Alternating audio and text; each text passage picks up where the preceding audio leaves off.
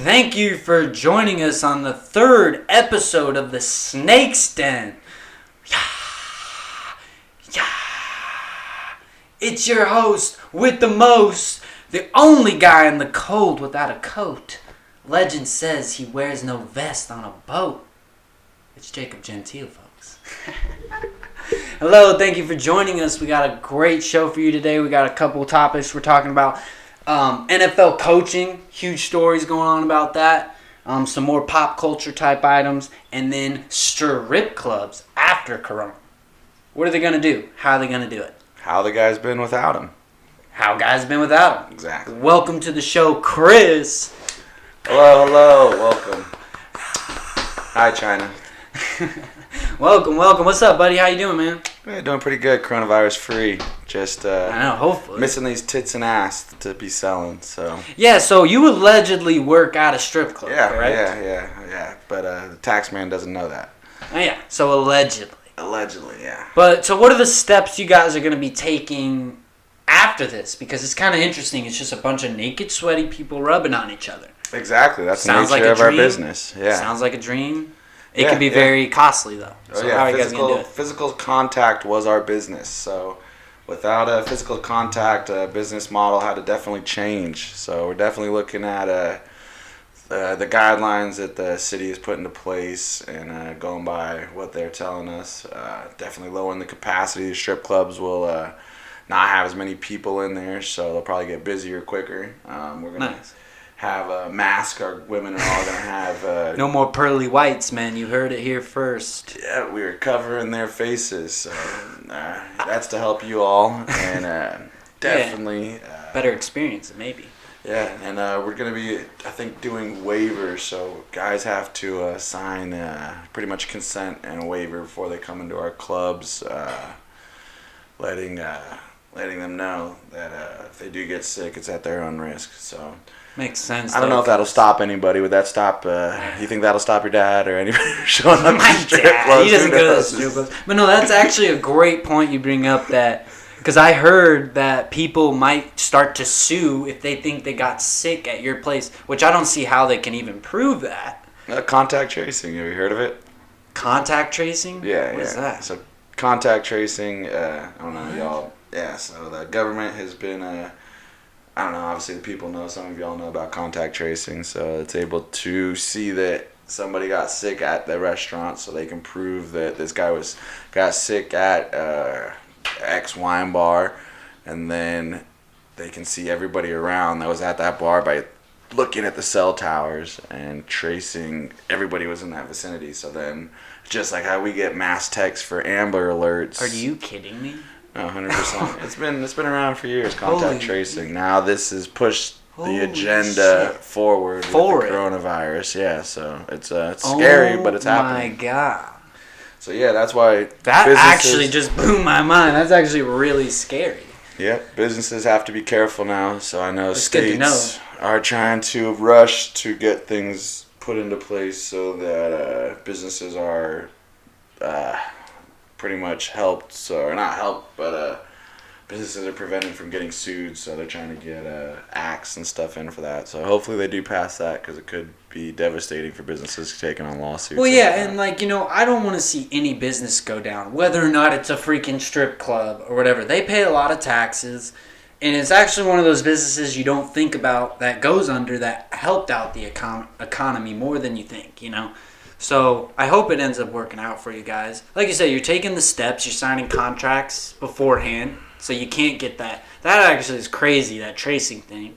And then, mask. And it's almost enter at your own risk at some of these places. And I think you guys are doing the right thing on the steps you're taking to even open up. But really, it's coming down to whether or not are you scared of getting it? Because if you are, you shouldn't go out, because we have to open things up, or else we're all going to be in trouble.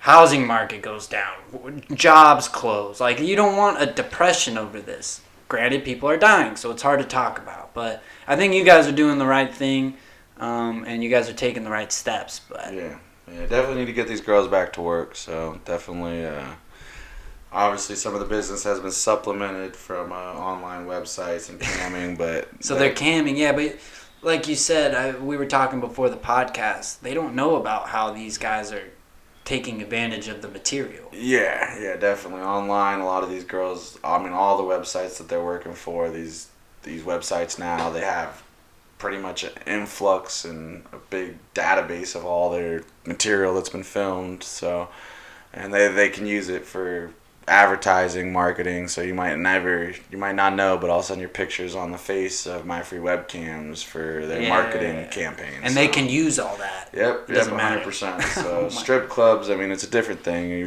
We prevent that. There's no protection. There's no pictures allowed, no Snapchats, no cameras in our clubs. So yeah, and ladies, if you don't want your body all over the internet, don't cam. I mean, that's, they're, like he's saying right now, they're going to keep the material and they're allowed to use it how they please. So so just the watch out. Camping industry is cool, but it can only go so far. So that's why the strip clubs definitely need to come back and get our girls back into work, because there's definitely lives that are being lost. They're not lives that are being lost, lives that are being destroyed and taken back for a little bit till we can get everyone back to work here. Yeah, because I mean, even strip clubs, they have employees, folks, and they need money as well. So oh yeah. So. Just kind of funny. I mean, if you're trying to have a bachelor party, I guess you can just have strippers come to your house. Right when they get to the door, I'd be spraying her down with Lysol. You know what I mean? Just turn.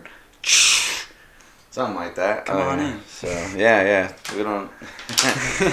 Yeah, something like that. But that's funny, man. Well, I hope you're doing good, regardless of all the work and everything. Are you doing all right, man? Yep, doing well, staying afloat. So hell yeah, can't complain. It's the Happy best to we be can on this do. podcast today. Yeah, thank you for actually joining in this tough time. Like, I know it's hard. People don't want to come out, so thank you for joining and trying to help me boost this. Oh yeah.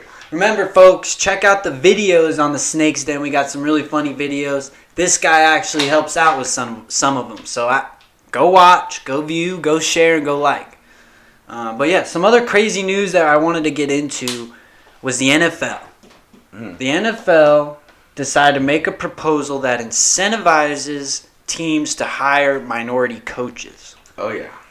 So there's a lot of heat coming down on the NFL for this, because I'm guessing people see it as racist, not the NFL or the NFL teams not being able to just kind of hire themselves. It says there's 3 minority head coaches out of 32 right now in the NFL, and that seems a little odd. But I don't think this proposal did the right thing, because it's basically, so here's how it works. If a team hires a minority head coach, they get bumped up in the NFL draft 6 slots. 3rd round, 6 slots. So if you're 12th in the 3rd round, you'll get moved to 6th in the 3rd round if you hire a minority head coach. If you hire a minority GM, you get moved up 10 slots. If you do both, you move up 16 slots. So this is it's pushing teams into earlier draft rounds, draft picks, but not only that, it just seems very, very why can't the teams just do this themselves? You know what I mean? Yeah. Why do you need to make them, or why do you have to give them such a good proposal to do it? It sounds a little weird. Yeah, definitely. It's interesting. It's definitely an interesting one. I'm not gonna lie though. When I first saw the article about minority anything in the NFL, I thought they were talking about white people. Because it's 70% African American, I read, in the league, not coaching and GM, which is what I believe they need to fight for, because it's very low. But I just laughed to myself, because I was like, I mean, the whole league's African American. So what? And then they were talking about the coaches. So I thought it was kind of funny. I cracked myself up.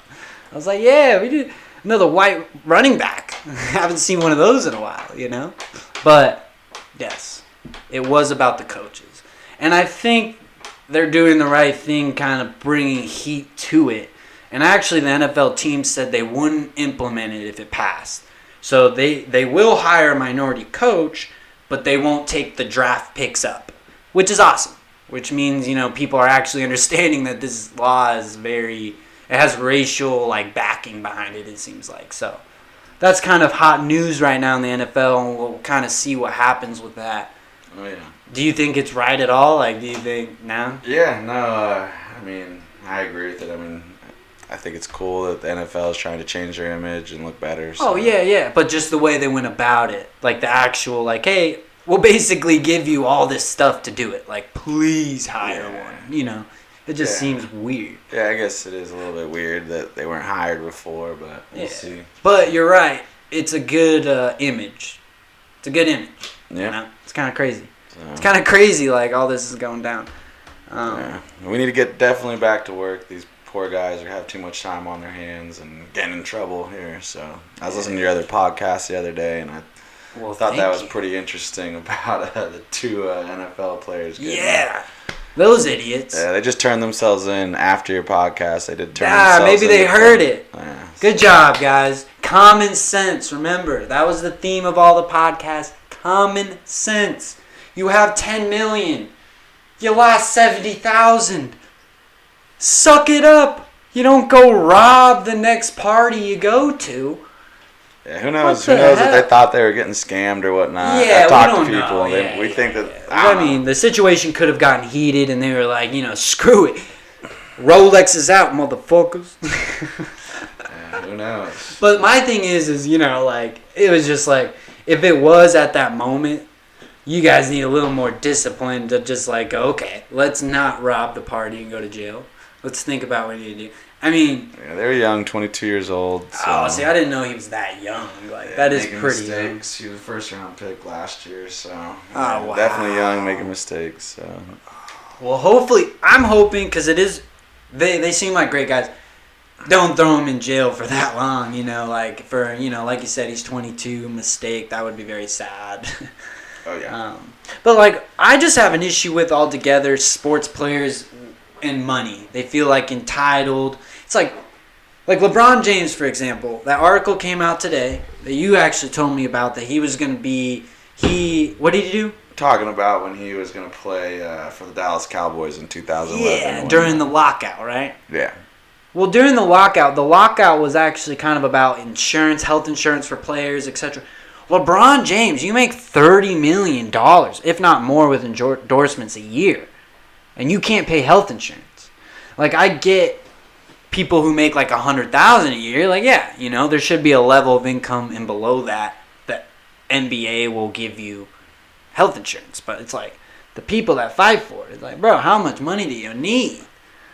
Yeah, I thought that was an interesting article, though. What can you kind of explain it? I didn't really read it too much. Yeah, I think LeBron was back when the lockout was happening. He was trying to. There was talks about getting him to play in the NFL for the Cowboys. It would have been crazy seeing. Definitely crazy seeing LeBron James in a Dallas Cowboy uniform. So. You know Jerry Jones, that guy is a businessman. That guy would have been selling LeBron James jerseys like they were hotcakes. Oh, yeah. You get a hot cake, you get a hot cake. Everyone would have been getting a hot cake. That is pretty wild, though. Like, imagine LeBron James. He's 6'8", 250 pounds. I don't think he would have been the top 2 NFL player ever. So I think he went the right route doing the NBA because he's one of the top 2, if not top 3 best player, regardless, ever in the NBA. He saved himself from getting hurt. CTE, all that stuff going on. I know, exactly. So he made the right choice, but imagine him in that freaking Cowboy jersey. Ugh, I'd hate him even more. I actually like LeBron, but I got his rookie card right here in the man den, the Snake's Den, right behind you, right there, man. That's LeBron James rookie card. If I get that signed, that might be worth a little something. Oh, yeah. But yeah, I got Ben Wallace, got Shaquille O'Neal. Oh, my gosh, funniest thing. Me and my friends were talking yesterday, and we were talking, like, how it's weird how, like, people like Shaq who are, like, 7'1", like, 7'5", like that Taco Fall guy on Boston Celtics. Oh, wow. Like, he's 7'5". Like, why wouldn't they, like, try to mate with a girl that's, like, 6'10"? Like, I want to see an 8-foot kid. Like, we were talking about that. Like, where, you know what I mean? Shaq was dating a 5'1" chick. Oh, wow. Like, what are you doing? You're just screwing your kid. He's going to be, like, 6 foot. Oh, yeah. You want an 8-foot kid. Yeah, no, definitely. I like my women tall. Well, and then I was like, she's so small. It almost looks like she could suck his dick standing up. So we were like pretending to be Shaq. You and your buddy were pretending. No. To be There was like a couple girls. It wasn't weird. Right? It wasn't like a bunch of guys. So who talking was about Shaq Shaq's and who dick. was his wife? It's the short chick that I don't know what her name was. Oh no, but no, I was going like, hey baby, So I don't want he to get was on my Shaq. knees this time. You just stand up for me. Oh, my knees hurt.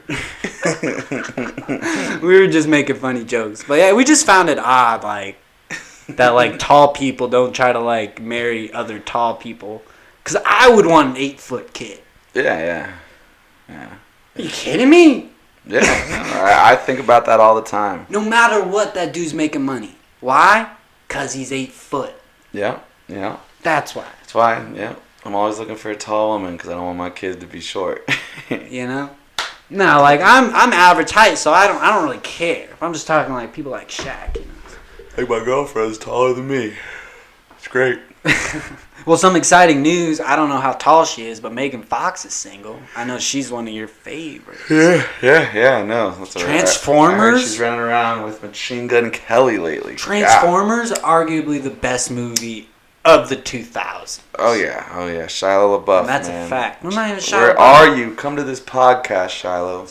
Shiloh. We will His pay name's for Shia we will LaBeouf. pay for your flight and give you free weed. If you come here, Shia LaBeouf, I don't know what we'll do, but we'll take a shot with you or something. But come down to the show, get us some freaking views, bud. We want to hear your stories, man. That would be kind of crazy. But no, Transformers was not because of Shia LaBeouf, bro. It was Megan freaking Fox. Made that movie? Made that movie. She didn't even have to say a word. I'm not sure if she had any lines. She was just like, ah. But it was so perfect. Women sell, right? Time back Sex, into the strip drugs, club. That's why we're and going to do alcohol. fine. That's the equation, I guess. Yeah.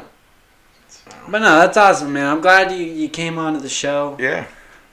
Just Thank you talking for having about a me couple today. of things. Yeah, I'm glad you kind of See came what on. the current and events explained- are next week. Yeah, I know. We'll see what's going on next week. It seems like a lot of shit goes down every single day right now. So it's pretty wild. But yeah, I appreciate you coming on and telling us a little bit about how strip clubs are going to be progressing through all this, because I know we were all worried. And yeah, I'm glad to see you. I'm glad to see you're doing well. I haven't seen you in a little bit, man. Oh, yeah. Thank you for coming Thank on. you. Yeah. But yeah, thank you guys. Check out the videos I got. Also, there's a commercial that'll be playing with me in it. It's for Goodwill. It's a Sasquatch commercial. Me and Sasquatch getting it on. They're rerunning it for a whole year, baby. So keep your eyes out for that. Also, new videos coming out soon on the YouTube channel, The Snake's Den. Make sure you check that out. We appreciate it, guys. And thank you. Stay tuned for more. Thank you, Chris. Bye.